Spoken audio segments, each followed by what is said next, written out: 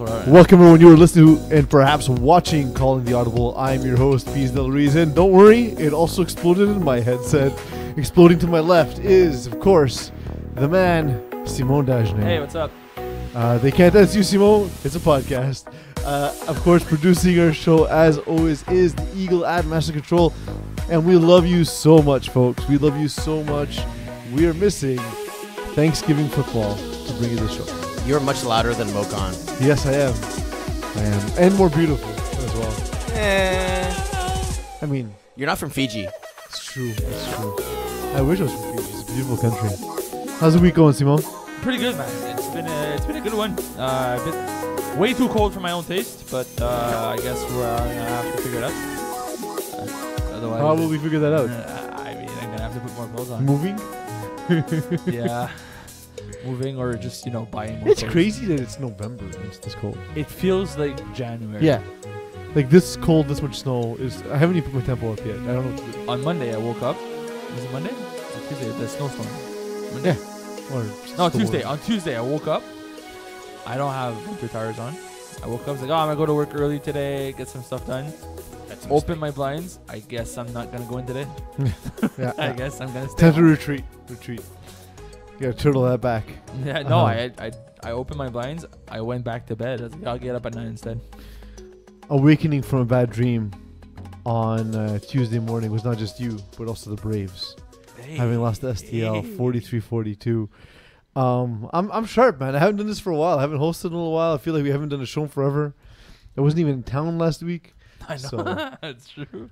You're the reason why we didn't have a podcast. Yeah. So we're back. Lots more to cover this week. So, Simon, what happened? Question mark? so overtime happened, Yes. which is the But how did it even get to overtime? so that's a bit shocking to me. Braves, like STL has a very good offense with the Ojea brothers and Palapia. Dylan has the weapons he requires. And I mean, stat line wise, 176 yards, 4 touchdowns. It's not bad, but it's not 40 points great, right? Mhm. Like a little help from his defense, a little help from left and right. Tio had a pick 6, threw a touchdown, caught 3 more. I mean, at some point, maybe cover the guy. Yeah. Well, May- the other thing, maybe. too, is it doesn't truly appear on the stat sheet. Paul Lapierre was unguardable, and his 4 catches came when For sure. Dylan Taylor had nothing, looking around. Oh, look, here's Paul Lapierre. I'll just throw it on a line 11 feet in the air. One guy can get there. It's Paul Lapierre. He didn't even jump. To me, what's crazy is Eagle, has Paul Lapierre jumped? You talking about like in his lifetime? Yeah. I don't think so. No. All right, that's what I'm thinking. I mean, they do have Georges Garipi, who's similar. No. Why he's not that far off. It's like if Paul Lapierre is the middle finger, then Georges Garipi is like the ring finger, yeah. Yeah. But I mean, Together, they need one more to make a shocker. nice. But if there was one guy in FPF that I would assume could guard Paul, Is Terry Lapierre- Tam the thumb? Sorry about that. I'll let you go, Simon. Finish your Well, thought. that's pretty good. If Paul's if Paul's the hardest man to cover in FPF, wouldn't Josh Garipi be like like the one guy you would think could potentially cover him, or like Pat Jerome? Yeah, it's just tough because they spread you so thin, and then Yeah, he's for sure. But there. Like but you Braves commit do George have the Gary guys, P right? to the flats and really have him man up Paul Lapierre, or do you have him roaming around the field trying to deal with Theo Ojea, or yeah, but the Braves do have like Mike Pierre Saint, JD Chevalier, Joe Maurer. Like they have the guys. Mike Pierre would be an awesome matchup Mike, for it'd Paul be funny. Lapierre. Paul would laugh so much. He'd Yeah. be asking for. He'd be calling mismatch all the game. It'd be great. But yeah, I'm shocked that I'm not surprised by the score per se. I'm surprised that Braves weren't able to make a few stops when they needed to. They lost in overtime. I thought Braves were gonna win this championship, like win the cup, Yeah. and I guess they're one and done. So is this now an easy championship for FPF All Stars? I don't know. Maybe I would say so, but seeing how STL is performing, no. Like STL is performing really well. They're beating guys that we thought would be the number 1 teams. So there's a shot for STL to actually beat FPF All Stars, I guess. Do you think if Braves were only 5 for this game that they would have a better chance? I'm sure that played into it. I'm sure at some point Paul must have been in the huddle saying, "I cannot lose to these guys again. No, I cannot stop making another loss." Well, that's and Eagle, of course, is referring to last FPF Cup when the Braves won a bowl game by having only 5 players, and it was honestly an education in red zone defense. Oh yeah, That was the best thing I've ever seen it was in FPF. very In impressive. my time working for FPF, that was the coolest thing I'd ever seen. The communication, the movement on defense was awesome. Moving on to the next game here, Simon. As our website loads back to the qualification round for reasons I'll never understand. Here is where I insert comments to stall for Peeze. Thank you. FPF All Stars, they get past #NR.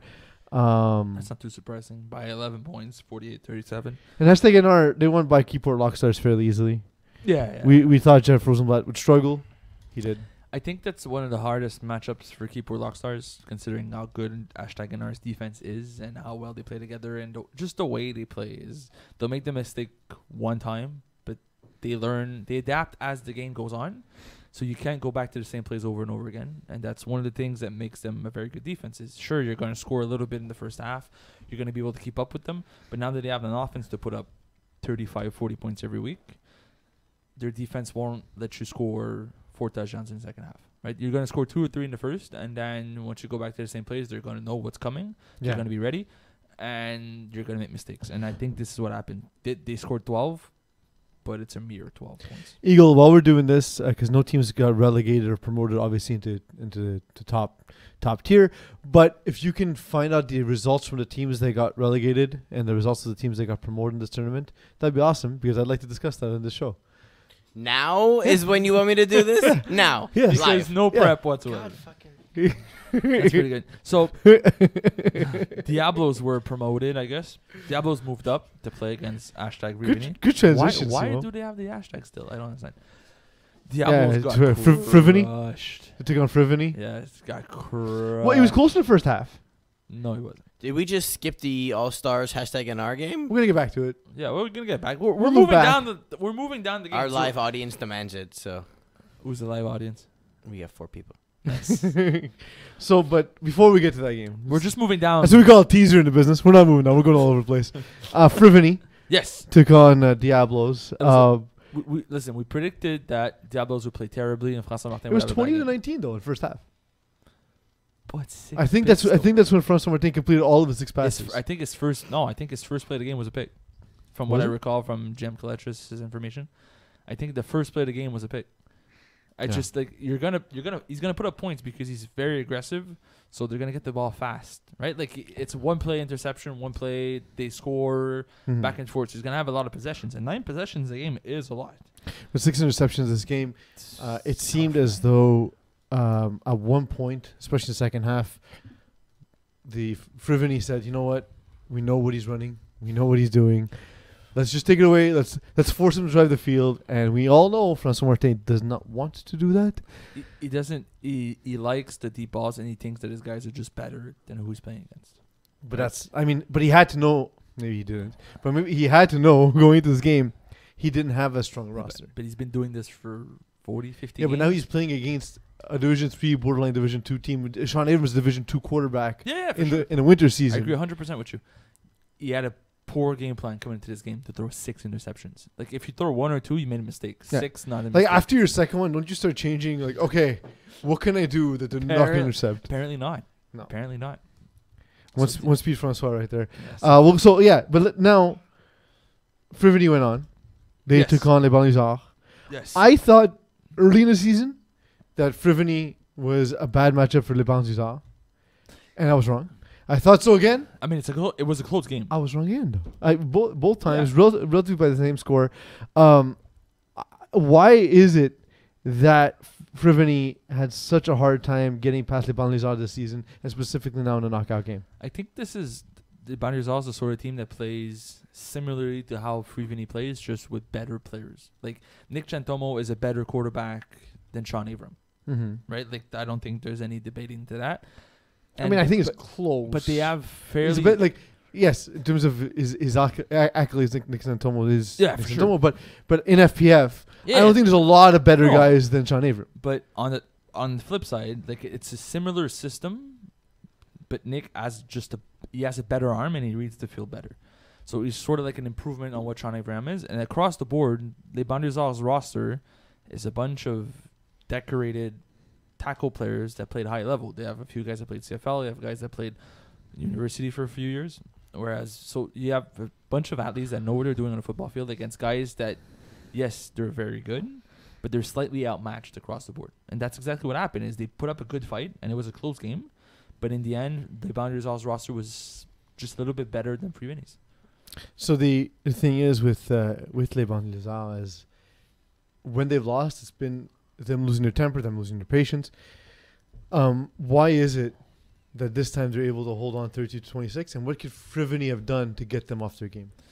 I think it's the sort of team that you really need to get a strong lead early in the game, frustrate their quarterback, force them in the bad spot, and they get frustrated amongst themselves. So they start screaming at each other. They start complaining about bad routes, the way they run their routes or the way they run their patterns or the play that's called. And I've seen it firsthand this season where it was the last play of the half, and I think they were up by like 6 points or something. So they go up from their own 10 and they get one play. They go with the tricky quarterback, so they have Pachinal drop back as a second quarterback. And instead of chucking it deep where there's like four guys for a jump ball, they decide to just run with the ball. Yeah. Most times that will not necessarily get you 6 points. He got like 25, 30 yards, but he got, past midfield into the opposite team, and then he just had four guys in front of him. And he's not the fastest or the jukiest player, so it didn't score. Most of his team was frustrated with him, saying, why would you take that decision? It's a bad decision. And he turned around and said, relax, it doesn't matter. Like, why are you guys freaking out about this? We're trying to have fun and play and whatever. So I think there's sort of two mentalities in Boundary All. One is they're trying to win and be as successful as they could be, and the other one is a bunch of guys who are playing with their friends. Yeah. And I think that collides a little bit. I think in situations where they have the lead and they're playing comfortably, it all works out. So the guys who wants to be successful are successful. The guys who wants to play with their friends play with their friends. But when you dig yourself in a hole and you're down by, let's say, 2 touchdowns, and you see your offense is not doing the right plays to overcome that deficit, that's when you start to see sparkles and guys get frustrated. And that's the sort of situation that Banazar can't really overcome. So if you're able to get an early lead, like a shooting, jumping routes, get an interception early against them and score, and you're up 13-0, that's when they're going to unravel. In the round before this, we talked about STL before. The way STL even got that matchup against Braves was taking on and destroying Conspiracy. Ooh, it was a bad game. It was, I mean, look, we all like Dan Lazara. We all think he is, from a arm talent, skill set, and physical skill set, the second or third best quarterback in FPF. Yeah. What happens here? Is it that the team wasn't strong enough? Was it his inability to succeed in this specific game? Was it just him having an off day? So we're starting to see this. And again, to me, there are a few circumstances I consider to be choking. One is a missed easy putt, a missed free throw. Because those are things where you're by yourself, and the action you undertake by yourself causes you or your team to lose. Football's more dynamic. It's difficult to put it on one guy. But now we are seeing somewhat of a pattern develop with Dan Lazara's teams. I would also just add in, if, let's say, like a fly goes into your throat while throwing the ball, that would also be considered. That would actually be choking us, yes. Well played. I've watched some of that game in person, and there was some certain plays, like on 4th downs, where you knew where the ball was going before it even broke the huddle. Like he knew what he wanted to do before. So instead of actually doing what he does best, read the field, call the play, read the field, see how it develops, and hit the open guy, he got it in a tough spot, and he wanted to go to a certain person. So either it was Zach Jonio on an underneath drag or AJ across the field. He knew exactly what he wanted to do. But isn't that surprising, considering how good a quarterback Dan Lazara is? Yes, but I think it's also... And given how good this team is. Like he doesn't have to force the ball to anyone. No, he doesn't, but he gets into a certain position where he's back against the wall. He needs to make a play, and he goes back to that number one guy he thinks is going to make a play for him, or the guy that he's most comfortable with, that one play that he feels that will work. And instead of trying to sort of understand what's going on around him and seeing what the defense is giving him, he sort of, as like this tunnel vision, only looks at one guy. And the film doesn't see it right because it's tough to get that sort of angle on the quarterback. But being there, and that's one of the plays early in the game. I don't think the game of the week showed it well, but Eddie Lee made a great play on the 4th down. He batted the ball down early in the game, and from the sideline, I was next to a few guys from Braves, from STL, sorry, and they all knew where the ball was going. Everybody called out where the ball was going. Even Stefano, the scorekeeper, was calling out where the ball was going, and it went there on 4th down. Before the snap, everybody knew he was looking at AJ was going across the field, and everybody jumped that one route, leaving other guys open. But he was too focused on getting it across. Sometimes it works, sometimes it don't. But the problem is when it doesn't, it's a turnover on downs. It's costly, and the other team scores, and then he unravels. Right, like it's a Dan Lazara effect. Is when he starts losing big, he starts trying to make big plays to catch up, and that's when he makes mistakes. So almost like the Lazarus effect, but Lazara. Nice. Well, wouldn't that mean he comes back to life? Yeah, but that makes him. Yeah, but he doesn't. Hence why it's Lazara. So it's like it's weak. The un-Lazarus effect? Yes. The death of Lazarus, the final death of Lazarus effect. Also, just Facebook chat is sent Reggie Miller choke.gif. Fair. Was that from Terry time? No, it's from Katie Myers. Okay. I was going to say because Terry, I'm sure, Terry's a Pacers. He's the only Pacers fan on earth. So I'm sure he has a special affinity for that. The thing is with there's one tier 1 game left to be played in a knockout run, and it's between lightweight and 2.5 downs. And the way lightweight got there was by beating Le'Veon La Vida Loca. Terrible name. Thankfully, we never see their name again. I hope they Nick don't. Saro, congratulations. That's what you get for having a stupid name. Simon,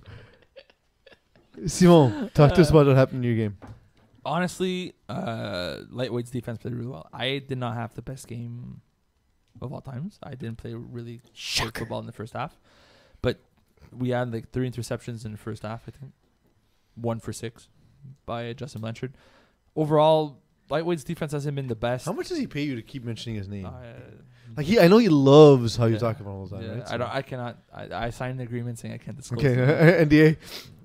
Nice. But honestly, the defense played really well, and Le'Veon La Vida Loca couldn't do much offensively. They scored on the last play of the game to go up to put it 18 instead of 12, but overall it wasn't a great game from them. Their offense couldn't do much, and defensively, honestly, they were just outmatched across the board. It was like a division. It felt like they were playing a higher division team, and that's exactly what it was.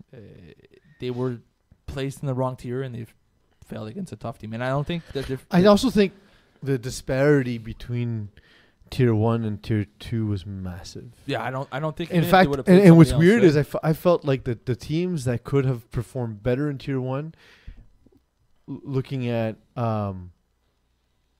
SWAT, and looking at up to an extent. Looking at who else am I Junkyard Dogs? forgetting? No, not Junkyard Dogs. The ones we played was Robbie Robinson, quarterback. Oh, Sweat and Beers. Sweat and Beers. They were in tier Sweat 1 and Beers. before. So here's the thing. They got relegated. I was down on Sweat and Beers until I saw them with their full roster, and we'll talk about them when we get to tier 2. Well, we could talk about it now. No, well, because we'll finish with your game. I want to talk a little. Well, I guess we'll do previews after, so we won't talk about your next upcoming game. But I thought Le'Veon La Vida Loca, like One Speed Power, like Diablos, like the sort of the teams that finished Junkyard Dogs, the teams that finished at the top of tier 2, I felt were sort of outclassed. Like we talked about it privately. Man, if One Speed Power had to face Lightweight first round, it was not going to be pretty. Oh, for sure. We knew like the difference between tier 1 and tier 2 is huge. It was like Div 3 to Div 5, basically. Yeah.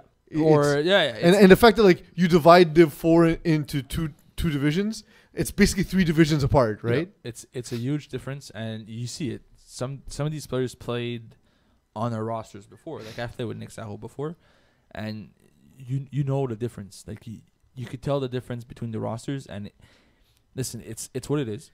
You had to create a sort of scheme, and it sucks for these two teams, or even like I would go up to the 6th team, because Sweat and Beers, who moved down into the other division, are basically when the full roster's there though, because I've seen them play. Look, everyone knows we can't be at every field all the time. I see them play twice this season. Both times it was a very much weaker version of this roster. They've scored like 101 points in 2 games. Yeah, and the first game was against Voodoo. They won that one 45-34. Which I was is surprised by this. I was not. I predicted Now that Sweaty I've Bears to played, win now that I've two played scores. against Sweat and Beers, I'm less surprised. But I just think I saw that Sweat and Beers are not a team that gets a lot of pressure on the quarterback. Frank Fair. K, that's usually the thing you need to beat Frank K. But see, Frankie still put up 5 touchdowns, 34 Yeah, points. it's just good. on defense. But it's similarly to what happened with One Speed Power is you couldn't stop their offense. Yeah. They scored on every single drive. They got converts. They went up big, put a lot of pressure on the other team, and one mistake cost you the game. Are you surprised that on defense, Kevin Marcel wasn't able to contain Rob Robinson? I think it's not just a matter of containing. He didn't go off for 100 yards rushing. No, but he doesn't run. But He but buys that's it. time, buys He buys a little time. bit of time. Looks off one receiver, completes a pass downfield. I think that it's one of these things about rushers that when you connect on slants to your snapper consistently, rushers get frustrated. They think that they could jump that, they could make a play on that because their defense is struggling. And when they start doing that, start jumping a little bit, stepping on the side to try to cut a lane, that's when you get more time as a quarterback, and that's when you're able to get to your third, fourth, maybe fifth read. And this is something Robbie Robinson's very good at. Mhm. Right? Scheming and placing the ball well is what he's been doing for 10, 15 years. So I'm not too surprised about the outcome. I knew their offense would be great. It's just a matter of can you keep up with them and put up 50 points against them. Some teams can't. I just don't think that in this tier, in tier 2, there's teams that are able to do that. Yeah. So 50 points is a go lot of ahead. points. You can get to that next game that you clearly want to talk about. Robbie Robinson's next game. Oh, I know. I don't want to talk about One Speed Power. We've discussed it already. Okay. You guys lost by 24 points. It's To be honest, though, I will say for anyone who was there, it was a fun game. We started off terrible, but at one point it was score for score, and One Speed Power was down 2 scores to Sweat and Beers to start the second half. So there was a moment where it was like, oh, this can almost be a game, but you see it here, it's tier 2, and over 500 yards of offense between two offenses. 80 it's fun. It was a fun 88 game. points. Sorry? 88 combined Yeah, it was points. crazy. There's no defense, but in those scenarios, it's fun for both teams. Both Yeah. teams played well, and there was moments for both teams, and both. I'm sure your defense went home saying we love 56 points. It sucks. Well, what happened was, for us, we realized, we need to play man against them because Yeah. he's eating up the zones. sure. He's too smart. All the things we're doing during the season. Remember, I kept saying we're scheming interceptions. Yeah, so it doesn't work well. It doesn't work well against an elite quarterback like Robbie Robinson. It's okay, so we need to man up. Mike O'Donnell's not there. Dan Vornstein's not there. Okay, me and Joseph James are matching up. Nice.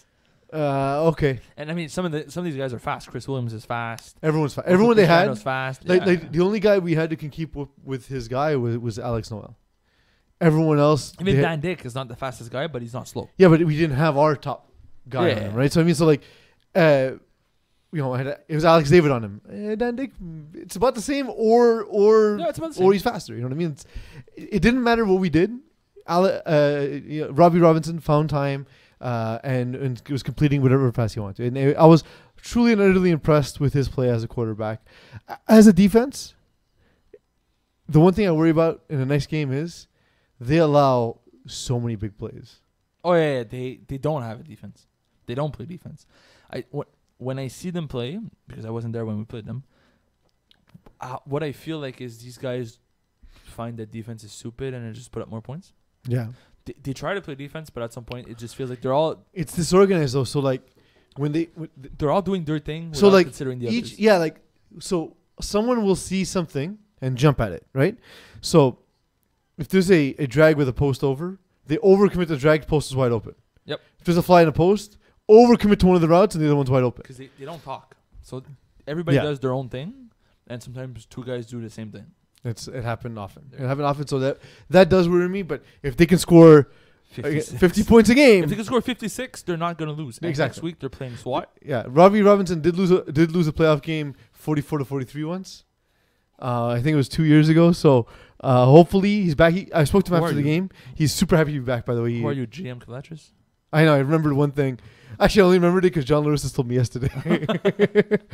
One game that really surprised me was Go ahead. Greendale Human Beings against Dreambreakers. Mm-hmm. Yeah. Not that I don't think Dreambreakers is a good team, but this is surprising to me. I wasn't expecting Dreambreakers to win. Let alone this score sheet doesn't make sense. There's 8 receiving touchdowns, but only 6 thrown. Nice. Two Also, guys caught one ball. 39 points. There's too many touchdowns. But in the end, 39-33 for Dream Breakers. Defense was somewhat irrelevant in this game. 26-19 at halftime. No stops. Dream Breakers played really well offensively. François Deschuraux, 8 receptions, 134 yards, 4 touchdowns. That's better than Brandon Elward's 13 for 110, 4 touchdowns. Some good math. Thanks. I mean, both these guys went off. None of them could have been covered by someone else. But in the end, I'm surprised that... is this Greendale Humane's first ever playoff loss? I believe so. Like, didn't it go like 3 championships back to back to back or something? I believe so. Something like that, yeah. The I thought though Dream Breakers and EZW were the best 2 teams being promoted. Yeah. And I thought they were the best 2 teams in this division. You know what I mean? Like I thought that the 2 promoted teams were actually the favorites. But I didn't think they were better than Greendale Humane. I thought so. I thought in the playoff scenario, this is when these teams would have made a mistake. Whereas I don't think Greendale Humane is the sort of team to make. Do we find out the results of promoted teams versus and Yes, we did. Relegated So teams? Levion lost. Those are the teams that got promoted. Levion lost. Diablos lost. Green Breakers won. EZW won. Jean-Guy won. Bruins won. Shaggy won. So the teams that got promoted, for the most part, Other than the first 2 teams, everyone else won. and the teams that got relegated, Dirty Dogs lost. Sweat and Beers won. Well, 30 dogs Pigeon lost. Squad won. Lockdown lost. Hawks lost. Bulldogs won. so not definitive at all. No. Dirty Dogs, I put an asterisk. next to it. Statistically insignificant. So it was more significant the teams moved up Yes. than the teams that moved down. It's interesting. Interesting. It's interesting to see that the difference between 1 and 2 was like the gap between 1 and 2 was huge, but between the other divisions wasn't as big as we thought it would be. Yep. Yeah. Well, we kind of knew that going in. We That knew 2 was the- going to be a disaster. Yeah, 2 we and knew 1. the caps were much tighter the lower down it got, but between like tier 1 and tier 2, there was a significant gap. But then the other ones, it was like reasonable in a sense. So. Well, like when you consider that divisions 5 and 6 make up about 65% of FPF. yeah. Something like that. Obviously, in a much smaller sample size, the lower tier teams are gonna be more closely grouped than the top tier top tier ones. Math. EZW Oh, go ahead. EZW beat Mean Machine 32-30. Yep. This is one actually was closer than I thought it would be. I see that. That's the sort of thing that doesn't really surprise me. ECW is a good team. Their offense has always been their go-to. Mean Machine, on the other hand, listen, I don't know what to say. I thought Mean Machine was a better team than this. I thought they were a strong Div 4 team that has potential. Just whatever. There was just a few steps away. They have a good offense. They should be relying more heavily on their offense, but 30 points is not enough. The way Daniel Goloff played, it feels like a Mean Machine lost 3 interceptions. It's like when he has those games, they don't win. But EZW overcoming 3 interceptions thrown by Jeremy White. See, to me, like, I find that ECW rallies behind their quarterback a little bit better than the way Mean Machine does. I think Mean Machine is in a state where they believe they're good enough to compete at a higher division. So losing to these teams is frustrating. To throw an interception against teams like that is frustrating, and I think that sort of played against them. Whereas ECW, they don't falter in those situations, which is good for them. Yeah, and that's I think part of their overall talent as well is that I think ECW is a deeper team. Yep. So there's more guys who can bail out their team when they start to struggle. 100%. I'm sure Daniel Goloff wants this game back because he's like, man, if I just make one less mistake, we win the game. Or converts, man. No converts. Sorry? 30 points, no converts. Yeah. Like they won by 3 points.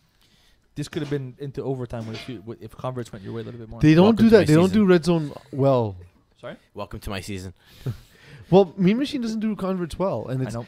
it's bizarre because red zone efficiency is one of those things that's drastically improved over the last 5 years in Yep. FPF.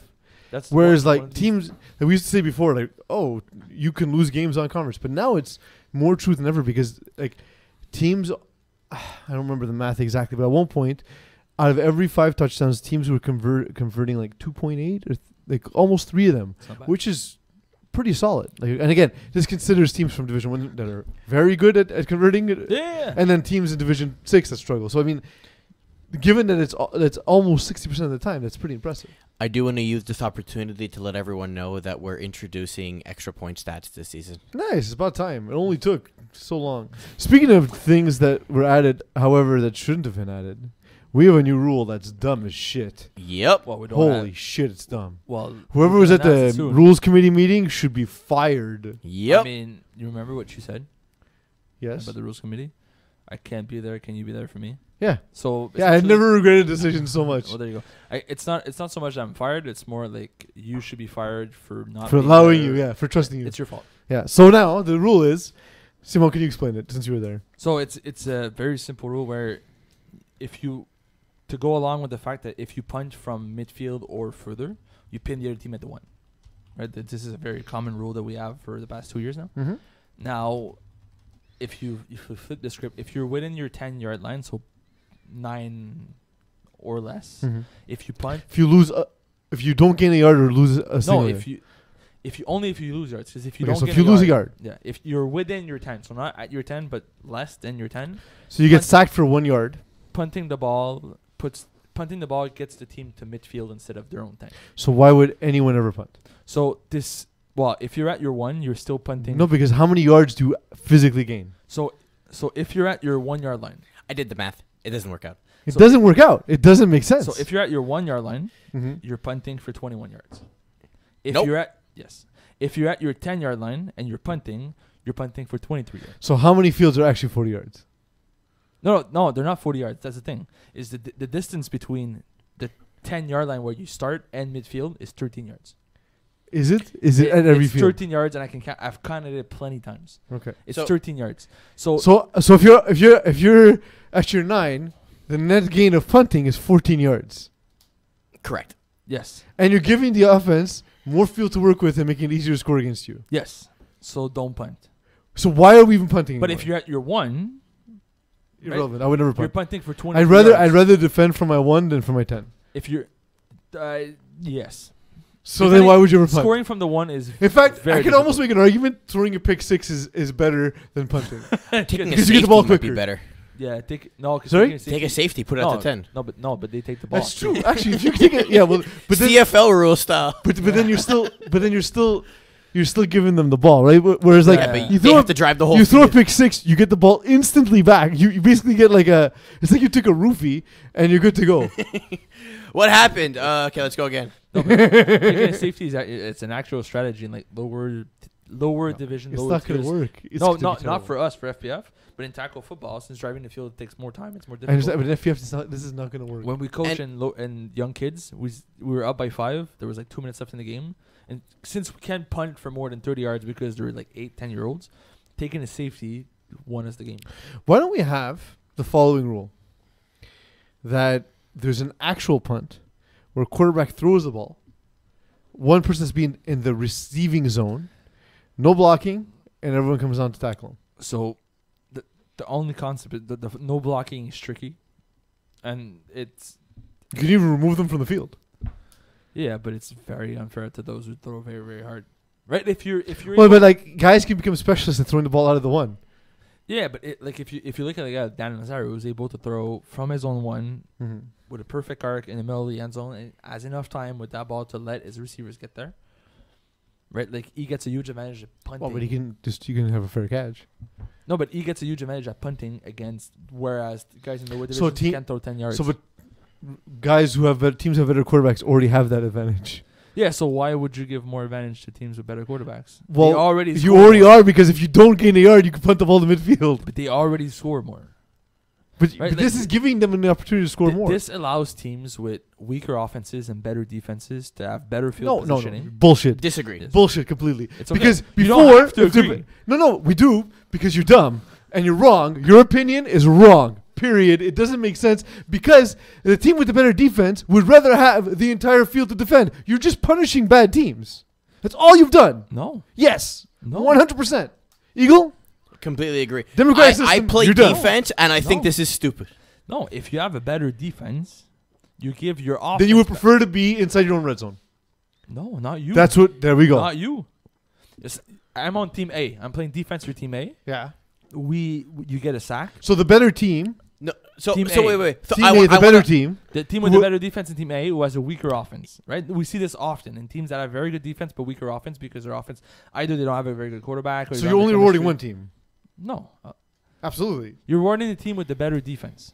Not You're not. necessarily, because the team whose offense on the field may have a better defense. All you've done with this new rule is told a team, don't take a sack on your first 3 downs, or you're Okay. fucked. Well, Because here's exactly what's Well, going to you're not- happen. you're not fucked. This is what's going to happen across the board. First down, incomplete pass because you're looking to make a play. Yes. Second down, you're going to run a 3-yard slant that's going to get tackled. Third down, you got to go 7 yards. There's you're going already- to have to look for a play. You're going to try and buy time. You're going to get sacked. Fuck. okay. That's what's going to happen. Now you punt the ball to their 10, to their midfield, There's already right? If you punt, there's already no point in punting in FPF. If you gain 1 yard, there's no point in punting ever. but you're not. So No, I'm saying in FPF before this rule, Yeah. there was no point to punting. I agree. I don't think punting is useful in FPF unless But Unless you're now pin- it's less useful because the only time I would say to punt is if you don't gain a yard You or go lose 3 a and out. yard. no. Yeah. Now it's pointless. The only way I've punted for the first time in a very long time, in my last playoff game, where if there's either not enough plays left in the game, so Yes, that, within 5 plays, 4 down, punt it, fine. because you take a play and you give your defense more room To force play. a Hail Mary, I understand. Yeah. That's not the scenario. So though. this, well, it does in this case. If you get sacked now, let's say your offense gets sacked with, let's say 4 plays left in the game, Mhm. you're down by a score.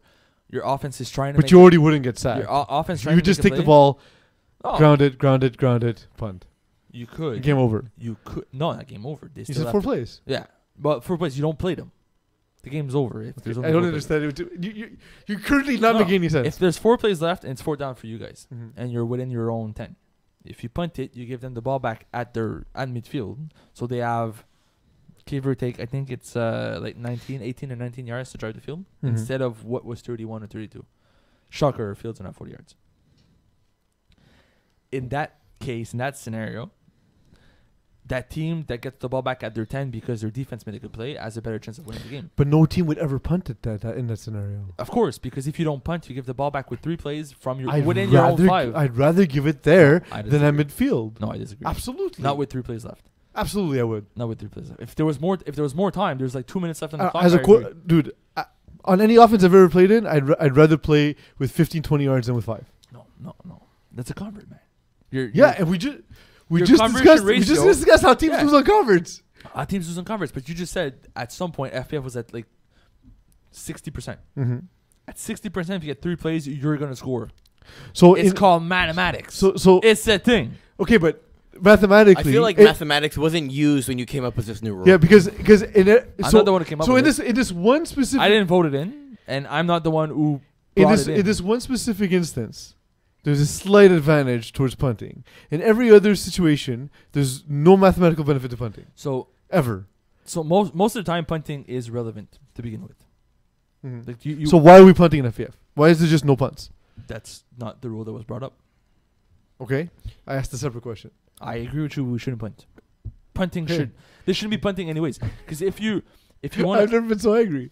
I'm so happy. I'm so happy. The and moment angry all I at the same learned time. this rule went in, I was very upset. I disagree. I think it's a good rule for lower. No, it's dumb. It won't affect. It's dumb. I disagree. Whoever's on the rules committee, dumb. All the refs, dumb. I disagree. All the people, all the media members on the committee, dumb. I disagree. Dumb. I think it's a good rule. All Dumb. this is going to result in is a bunch of Hail Marys on 4th down. Yeah, and That's more all it's collisions. gonna do. Way to make it safer. Of course Which is not. exactly. No, Absolutely. It's going to be the other way around. Instead Nope. of playing for the Hail Mary Nope. on 3rd down, you're going to play for. But on teach 4th down, there's going to be nothing but Hail Marys. Yep. There's no point because these lower division teams cannot throw 40. They're going to do it anyway.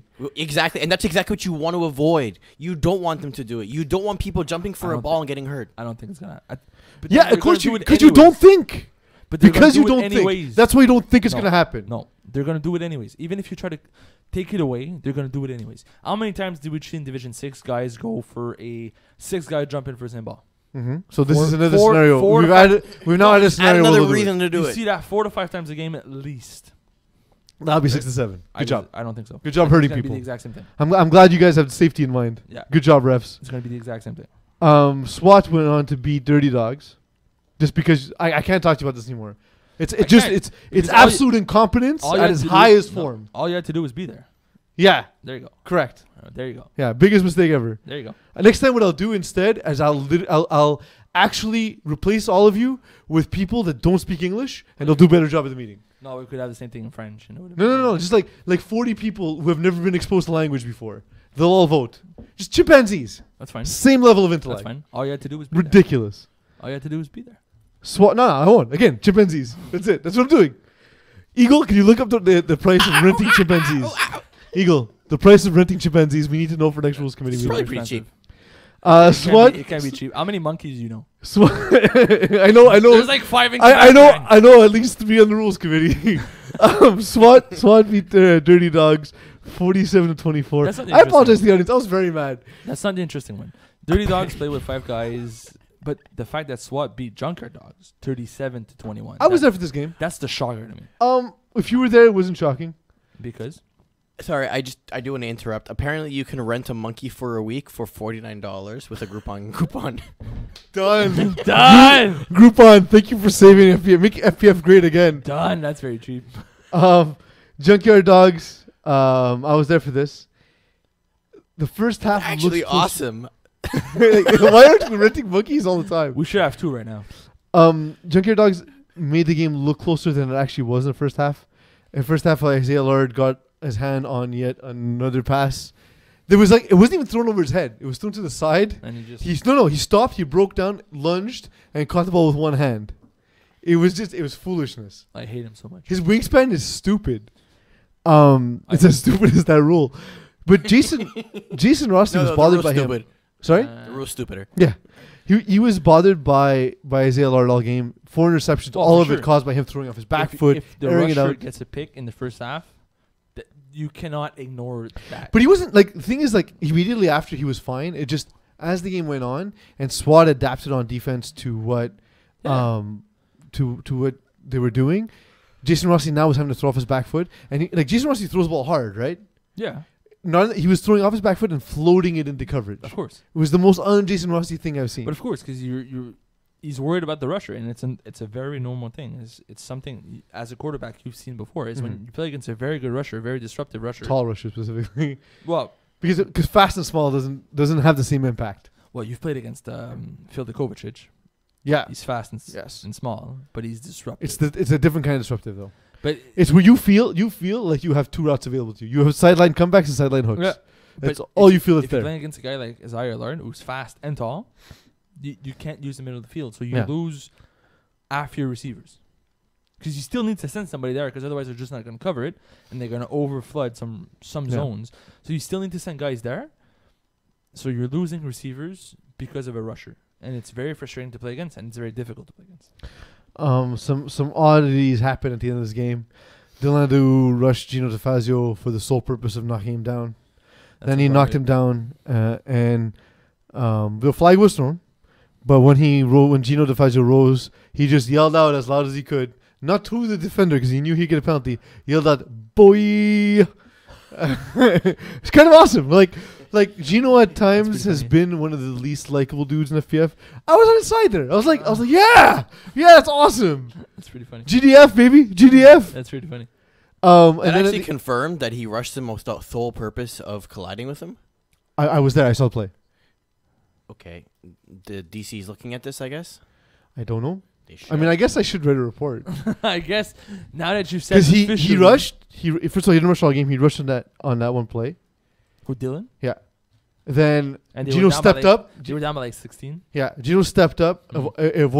avoided the D flag, and then he came from behind and ran into him and then chested him and put his hands up. Right, Just like, just did this. but For those listening, did he I put fall- my hands up and put my chest up towards the mic. But did he? But That's what it sounds like. did he like fall on him like a bear? No, he was just sort of standing over him, but it was at 0 point did he make an effort for flag when he came back. So you just stepped up, bumped him with his chest. Yeah, from behind after missing Yeah, with the flag. But if you don't fall on top of him, it's not as bad. No, If you would have jumped on his back, I mean, I understand because that's a dumb rule in the NFL, and since you guys passed dumb rules in the rules committee, I understand how you would think so. But if you See- watched the play and had half a brain, but you'd be it's- like, all of us were like, "Ooh, but that's." see, it's simple. All you had to do was be there. Yeah, I know. We're not monkeys. $49, bro. Right, there you go. $150 and you're but then replaced. You You're can't, you replaced. can't blame the monkey for his decision. But see, like next year, I'll be See, like, ha! Monkey came up with it. but It's see- fine. But see, that's the I'll thing. be happy. See, that's the thing. You can't blame the monkeys for your own mistake. Oh, I can. I really can. Another oddity is the game was clearly over. John Laristis looks over to the ref to call the game. And then I believe it was Devendau got up in his face and started screaming at him, calling him a derogatory term for a vagina and a coward and so on. The cat word. Coward. It's also a cat word, yes. Coward and cat word. Because you think for vagina, you could have just said the cat, a baby cat. Yeah. Didn't think about that. I just thought about vaginas. To So be it was, fair, and we've both played with John Laristis. We know he can be a hothead at times, but I gotta give him credit. Didn't lose his temper. Ignored a guy screaming in his face from 3 inches away. to be fair, I believe in the last year and a half, maybe 2 years, he's calmed down a lot from what he was before. And his job probably has a lot of screaming customers at him anyways. He's probably used to that. Okay. You know what he does for a living. I know what he does for a living. I'm assuming he deals with customers who are angry all the time. We work in the same industry, so I imagine he does. So yeah, that was You know one of the games that really shocked me? yeah. Pigeon Squad obliterating X-Men 40-19. It's not so much that Pigeon Squad put up 40 points that surprises me, it's the fact that X-Men had no offense. But that's kind of been X-Men But recently. like 19 only. Pigeon Squad is not the best defense there is. Like they're a good, well-rounded team with a stronger offense than defense. Mm-hmm. But only 19 points. I would disagree to an extent. I think their defense is actually quite good. Jared Buck, on defense especially, is really good at baiting the quarterback. Yes. And Swaminathan, what happens is he has his concepts, and he's a first-look quarterback. So if you take that first look away, then he doesn't know where the rest of his receivers are. It's as if you take his first read away and you've placed a blindfold on his eyes. That's one way to see it. I think That's one way not to see it, because there's a blindfold on his eyes. I think he tries to look off, but like you said, he calls the play in the huddle sort of thing, right? So he knows where he's going with the ball. So he's trying to bait people to go a different way, but he doesn't adjust to what's going on. Mm-hmm. So but still, I believe X-Men has the firepower to put up more than 19 points against Pigeon Squad. They did not. To me, that's a little bit of a shocker. Yeah. It's I would have been more surprised if it was a high-scoring game from X-Men that they lost. I think if it was like the score was like 40. I feel like Pigeon Squad sort of like when their defense plays well, that's what gets their offense rolling. Okay. So if it would have been like 40-39, that would have Yeah, that would have been to me a shocker. Grabuge losing to Jean-Guy. I'm not surprised at all. I know you're not surprised. Jean-Guy. Did you guys watch that game? Yes. Oof. Yeah. That quarterback was on fire. The quarterback was on fire. They're in an hour and Which quarterback? Not everyone's watching. Jean-Guy's. The game of the week. Okay. Did What's you his not name? watch? Christophe Chartrand. There's 2 quarterbacks in the game, man. Okay. Are you on the bandwagon and you don't know the quarterback's I know name? everybody on Jean-Guy. Then what was his name? Christopher Chartrand. I think there's an R after. Christophe Chartrand, exactly. Did you did you watch the game? I said yes, that quarterback was on fire. If you watch the game of the week, you know exactly what I'm talking about. Only 1 of 2 quarterbacks got very excited. The other one was very calm. Yeah. If you score 13 points, you shouldn't be that excited. Well, for Jean-Guy though. But I don't hate. I love Jean-Guy, man. I love what they bring to the table. They're very, how can I put this nicely, annoying. Mm-hmm. It's tough to play against. That's nice. Because they get under your skin, man. They get under your skin, and you could see it from the tape. You could see the guys were getting frustrated and drop balls, and you don't hear what they were saying, but it probably wasn't very nice. Yeah. So I'm curious to see what's going to happen tonight against Broken Ankles. Because Broken Ankles is technically a better team, but could get frazzled very easily. Is Stefano scorekeeping tonight? I believe he is, but I shall check. Rob's there. We can call Rob. In Yeah. Brasol, Get someone on the phone, and they can do some live reporting. these games are at 10 and I was 11. there for Unknown Talent against Warriors. Warriors who beat Lockdown last week with 27 points, 27-21. This week, again, scored 27 points, except they did not win. Yeah. It's kind of been what they've been all season. Good? Question mark. Warriors? Yeah. or unknown talent? No, we know unknown talent's good. Warriors have been good, but like not good enough. Yeah, I think that's the right way to put it. They're good, just not good enough, I guess. Unknown Talent's a better team. I thought Warriors would have had this matchup, would have won this matchup due to the experience. They know what they were doing. Unknown Talent, they're still a fairly new team. Warriors do have some good players and tough matchups across the board. Where we saw it was Alessandro Barazzoni getting sacked 3 times by Joseph Manicello, and that was exactly what it was. He's still developing as an FPF quarterback, and Barazzoni took some sacks. He could have got rid of the ball, but late in the game, rolling to one side and being able to throw without his feet set was really key. Yeah, if you're able to do that, most times it's going to help you. I think it's a very good feature to have as a quarterback. Nicholas Gomes-Rizzo having 102 yards, 2 touchdowns. I saw one of his catches on an in front of the end zone. On one such play, it was very impressive. I like Unknown Talent a lot. He's a good player. Yeah, well, it's honestly the team's name is very apt because we didn't know anything about them coming into the season, and they would not have been ranked where they're ranked had we known anything about them, right? I think it's going to be fun to see who they're going to play against. Yeah, Out of these winners? Bruins beat Los Avocados and move on. I'm not too surprised about that. I think that I'm surprised about the score that the Bruins were able to put up 38, but they've been doing it most weeks. So why would it surprise you? I just thought Los Avocados would be able to keep this game to Los Avocados is not a great defense. No, but they're fast enough to keep away like the big plays, right? I was expecting this game to be more like a 26-24 sort of game. Mm-hmm. Like both offense would have struggled a little bit more. I guess I was wrong. Bruins really put up like 6 touchdowns. You should win with 6 touchdowns in a playoff game, and they did. And kudos to Bruins on this one. Yeah, it's. I'm happy to see where the Bruins are at. I've noticed that they registered for winter with Gab Wiseman once again. Yep. Interesting maneuver. We'll see. Well, maybe the other guy can't play. That's also true. Like, it doesn't mean you're available. We don't know all the facts. Or maybe Gab Wiseman's going to be a receiver on this team. Could be. We'll see how that develops. They're in Division 5, moving up to Division 5, so congratulations to them. Hawks lose replacements. I saw that one coming. I did not. I thought Hawks were going to win that game. No, replacements defense is pretty good, and this isn't the right offense for Jakub. I agree. It just seems suffocated the entire time. But to me, it's the other way. I wasn't expecting replacements to be able to put up 4 touchdowns.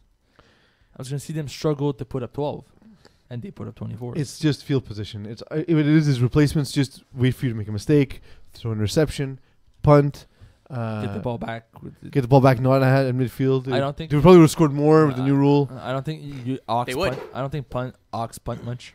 No, I think they probably went 4-on-4 downs a lot. But I don't know if you knew that about me, that I think punts are stupid. I don't know if that was clear. Never heard that before. Okay. Nim Janikowski, good game. 6 catches, 71 yards, 1 touchdown. Richie Mondesir, Riley Pinecombe, David DePaulo. These guys are the key receivers all season long. This receiving core, are they all good pieces that belong on separate teams? Yes. Or could this, or is there a number 1 receiver amongst them? Richie Mondesir could be a number 1 in this sort of division without breaking my head over this, but I just don't think that these guys are. I don't think it's them together the problem. It's the quarterback that needs different sort of receiver. Just a quick update. So Rob White is doing the games in Kirkland tonight. So good luck getting in touch with him. Brossard, I only have Stefano and Rob available at 10 o'clock. So it's a bit late. Yeah. Not doing that. Yeah. I have too much money on the game tonight, so there's no way I'm going to do that. Hot sauce. Sauce. And I got hot sauce in the game tonight. Fresh Lungs destroyed Avantard sack 60-0. And by destroy, I mean they didn't even need to show up. So moving on. Yeah. Llamas pajamas. Llamas pajamas. They've been at times entertaining to watch. They have good weeks and bad weeks. But the thing is, when it's a pure roller coaster with these guys. When they're good, they put up 37. When they're not, they put up 6. And they put up 37 this time, up against Trailer Park Boys. It's I thought Trailer Park Boys would have put up a better fight. I was there for the first contest. I mean, it's not bad. It wasn't particularly close, given that they scored only 7 points in the second half. It's kind of those games that just slowly unwinds. It gets away from you.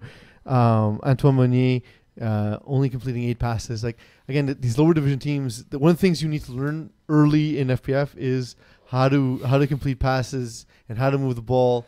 Like you need to complete double-digit passes. Period. You need to learn that you don't, as a quarterback, you don't need to make the play. Just get the ball into somebody's hands, let them run with it. Somebody's gonna miss a tackle and it's gonna be 15 yards. But do you remember the last time you threw single-digit completions? No, Like, it's not easy to do. no, It's not easy to do. well, it's either you're going like 8 for 9 for 260 yards and 6 touchdowns, Which would be awesome. which would be pretty good. But no, it's just we don't run that sort of offense. Neither do neither of us run that sort of But offense. so few people. Like at one point, the defense will adjust and start taking the deep ball away, right? So Yeah, but when you're really that much better, it happens. Like François Martin had a single-digit game. did he? Oh. Yeah. Well, it depends. If you count the But either way, it's hard. I feel like either way, it's hard to do. if you count the completions to the other team, that's 12. Yeah. Just do what the NFL teams do. Jet sweep. Screens. Just Well, first of all, you drags, can't really run hooks, screens in slants. FPF. Sorry. It's like jet sweeps and screens. Neither of these things are gonna work in FPF.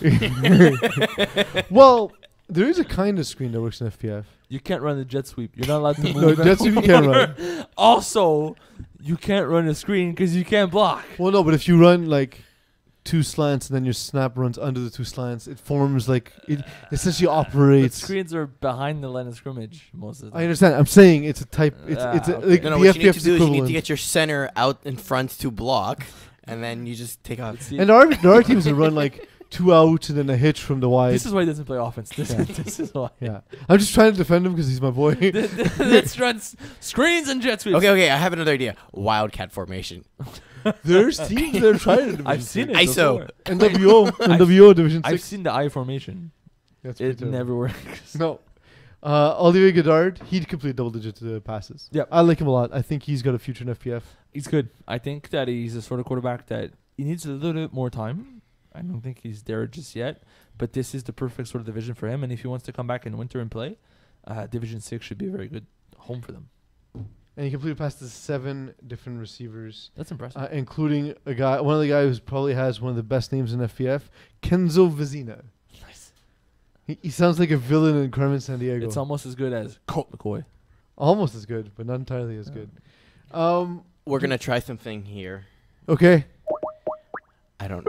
Isn't there a way to do it where everyone doesn't hear what we're trying? We're calling who? Robert White. He doesn't know. He probably doesn't even have his phone. He probably doesn't even know. No, there's he a called me podcast back tonight. when I called him. So He probably doesn't even know there's a podcast tonight. And you know what's good about it? It's not like this. That means it's costing no Rob, heat. Rob, So you Rob? Rob White. Hello. Yes. Hey, Hi, Rob I'm White. right You're in the live middle on of Calling the Corky, Audible. How's what's it going going, on? buddy? Sorry, just you want to give me 1 second? Sure.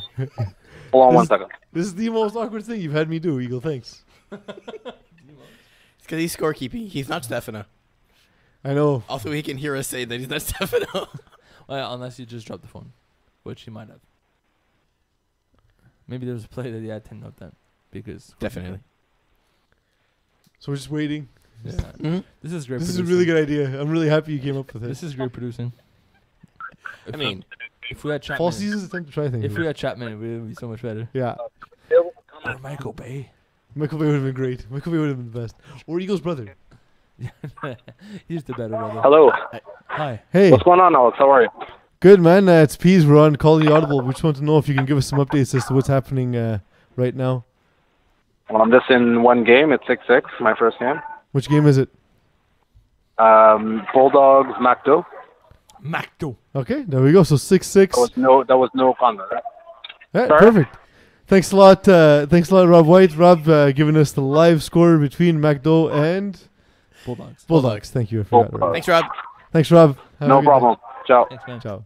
I Was love how totally useful. having to wait for him took longer than actually getting the update. Yeah.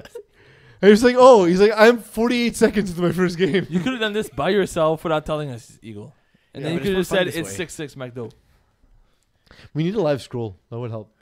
We need a lot of things. Yeah. We need a screen to see ourselves, to see what We we're have a doing wrong. screen. Thanks, That's Rob. better. Thanks, Eagle. So, is there anything else you want to cover? We're going into 90 seconds of heat. Oh, 90 seconds of heat. Let's do it. It's going to be a different Every one. week or so when we remember, Simon gives us 90 seconds of his most awful, most ridiculous most asinine takes.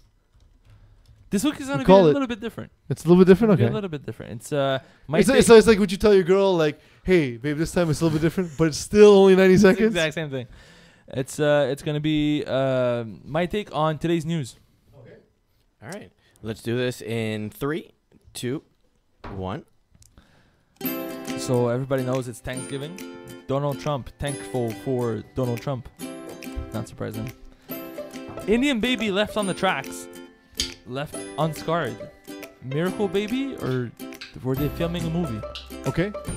Because that's not going to happen for real. Do you have the answer? No, I don't. Short. Isn't it strange that you don't have the answer? His seconds. Shortage of insulin for 2030.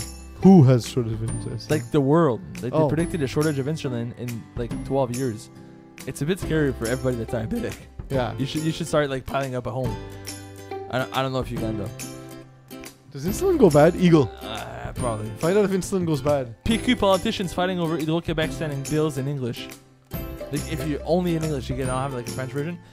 Really, that's the thing you focus all your time on. Bills for Hydro-Québec that are only in English. Who gives a shit? The number is written in numbers. Thailand monks are getting fat due to sweet offerings. So I guess they're not invulnerable to sweets.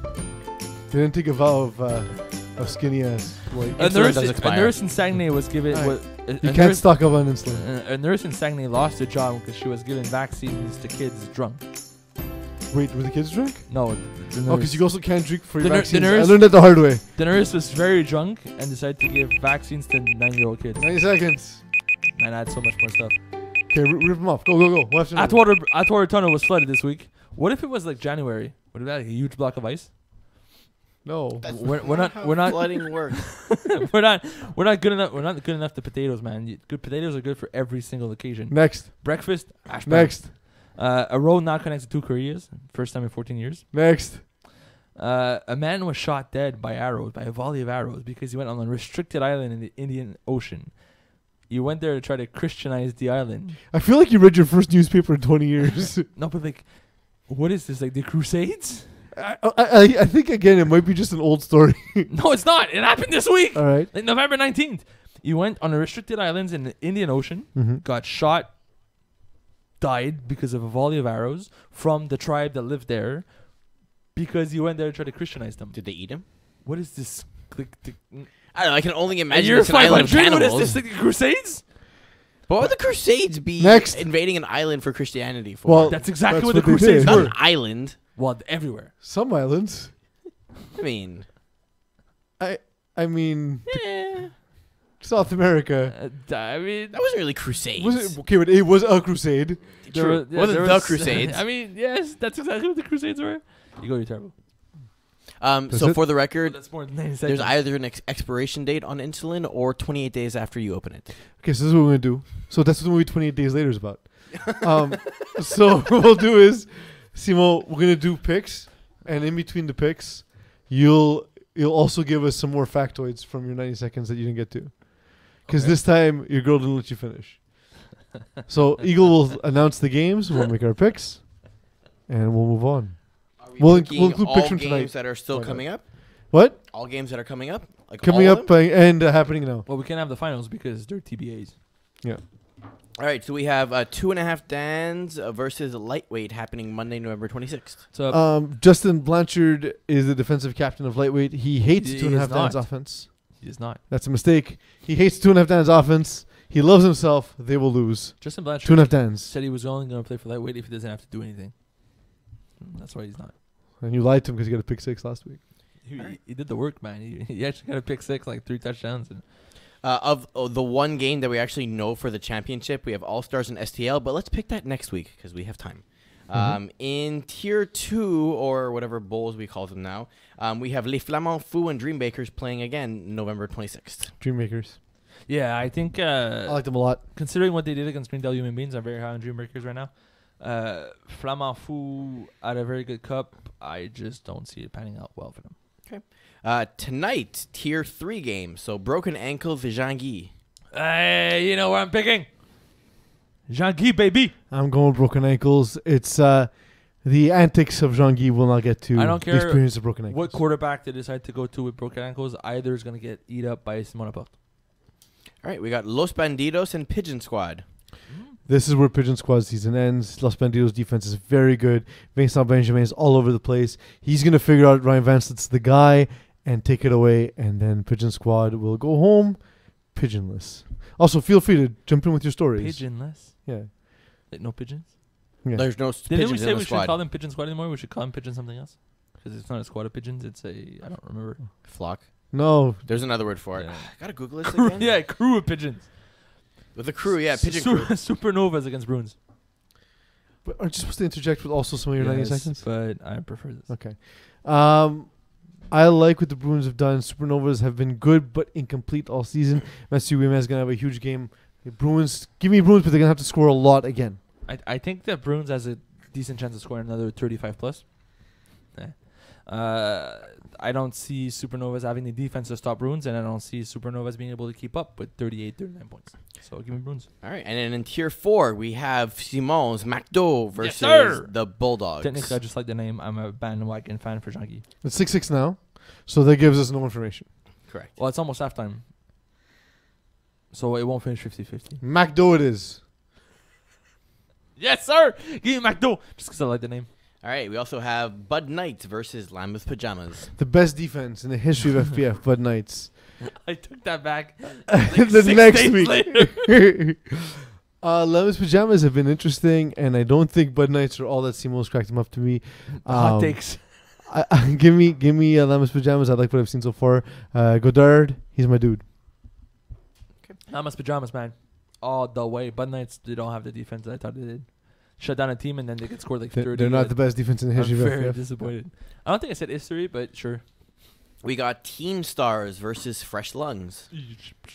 Teen Stars. Fresh Lungs are cool, are good, but there's just so many athletes on Teen Stars. Fresh Lungs are okay. I just don't think that this is a bad matchup for them. They would have beat Les Amateurs at the SAC last week, even without the forfeit. But Teen Stars is a very strong team. And last but not least, it's not USC, but Trojans versus Replacements. Replacements are going to struggle to score, as they always do, and I think that's going to cost them. I say they lose this game. I'm going to keep picking against Replacements. Maybe they're going to surprise me again. I think Trojans are going to be able to put up 4 to 5 touchdowns. I don't think Replacements are going to be able to keep up. All right. That's it. All right. Final thoughts, gentlemen. Wow, So, already? It's been over an hour we're talking. I man. know. It just feels like it was very short. I screamed for 20 minutes of that about the stupid new rule. 10. Chimps, though. Chimps. Yeah. Chimpanzees. I learned that monkeys are only $49 a week. Yeah, you know, First of right? all, where do you get those? Like you go to a zoo. Seriously, there's a Groupon ticket for it. Yeah, no, but like you show up to like Zoo Grammy and you ask for a monkey. That can't be okay. You can't be allowed to rent a species. You For a also week. can't- It's like, but where do you get them? Like you go to the zoo, you take the No, monkey. they bring go them to home. you. But like a van?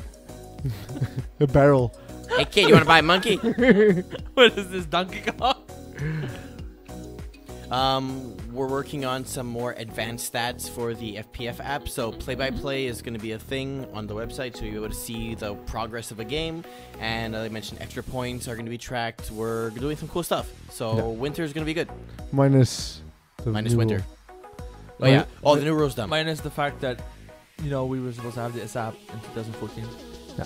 So I don't believe anything you say about the app until I see it. We have the app currently. We're using it. Yeah, but not all these things are in. Like the play-by-play is not in yet, and I know how the app works. It's not gonna work. We need like live Wi-Fi for that, which we don't have. It's going to work. Okay. Am I going for one, going for two? I'm going to go for two because the first thing I'm going to say is, holy shit, that rule is dumb. Again. It's the dumbest thing. I Again? can't stop. I'm so mad. I can't even explain Are to you you how mad at angry yourself I am. though? What? Are you mad at yourself? I know I'm cutting you off. A little bit.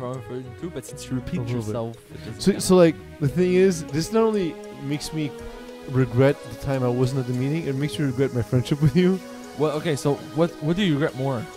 This meeting you, having or, met you. or hiring J Flow? It's close, but having befriended you.